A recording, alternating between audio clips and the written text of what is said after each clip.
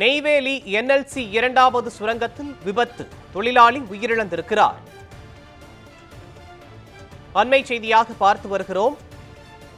நிலக்கரி எடுத்துச் செல்லும் கன்வேயர் பெல்ட்டில் சிக்கி தொழிலாளி உயிரிழந்திருக்கிறார். இது பற்றிய முழுமையான விவரங்களை வழங்குவதற்காக நமது செய்தியாளர் முத்துப்பாண்டி இணைப்பில் இணைக்கிறார். முத்துப்பாண்டி, வணக்கம். முழுமையான விவரங்கள் என்ன, பதிவு பண்ணுங்க.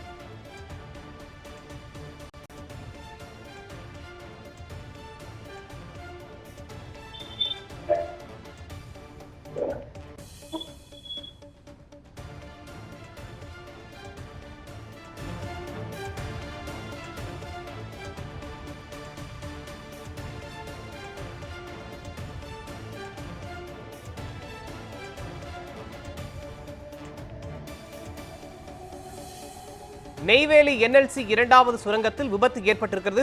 தொழிலாளி உயிரிழந்திருக்கிறார். அண்மை செய்தியாக பார்த்து வருகிறோம். நிலக்கரி எடுத்துச் செல்லும் கன்வேயர் பெல்ட்டில் சிக்கி தொழிலாளி உயிரிழந்திருக்கிறார். நெய்வேலி NLC இரண்டாவது சுரங்கத்தில் விபத்து ஏற்பட்டிருக்கிறது. தொழிலாளி உயிரிழந்திருக்கிறார். இது பற்றிய விவரங்களை வழங்குவதற்காக செய்தியாளர் விவேக்குமார் இணைப்பில் இணைக்கிறார். விவேக்குமார், வணக்கம். முழுமையான விவரங்கள் என்ன, பதிவு பண்ணுங்க. வணக்கம் மோகன். நெய்வேலி NLC நிறுவனத்தோட இரண்டாவது சுரங்கத்துல கன்வேயர் பெல்ட்ல சிக்கி தொழிலாளி உயிரிழந்த சம்பவம் பெரும் பரபரப்பை ஏற்படுத்தியிருக்கு. கடலூர் மாவட்டம் நெய்வேலி விருதாச்சலம் அருகே இருக்கக்கூடிய புது இளவரசன்பட்டி கிராமத்தை சேர்ந்தவர் பார்த்தீங்கன்னா ஒப்பந்த தொழிலாளி அன்பழகன். இவர் இன்று அந்த கன்வேயர் பெல்ட்ல பணிபுரிந்து கொண்டிருக்கும் பொழுது அந்த எதிர்பாராத விதமா அந்த கன்வேயர் பெல்ட்ல சிக்கி உயிரிழந்திருக்கிறார்.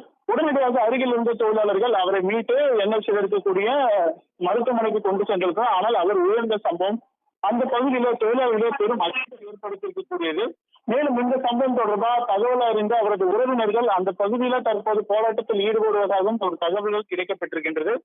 அந்த கன்வேயர் பெல்ட்ல அந்த இரண்டாவது பழுப்பு நிலக்கரி சுரங்கத்துல கன்வேயர் பெல்ட்ல சுத்தம் செய்யும் போதுதான் இந்த விபத்து ஏற்பட்டு அந்த இளவரசன் என்றாக இளவரசன்பட்டி கிராமத்தை சேர்ந்த அன்பழகன் பலியானதாகவும் தகவல் கிடைக்கப்பட்டு மந்தார்குப்பம் போலீசார் தற்போது விசாரணை மேற்கொண்டு வருகின்றனர்.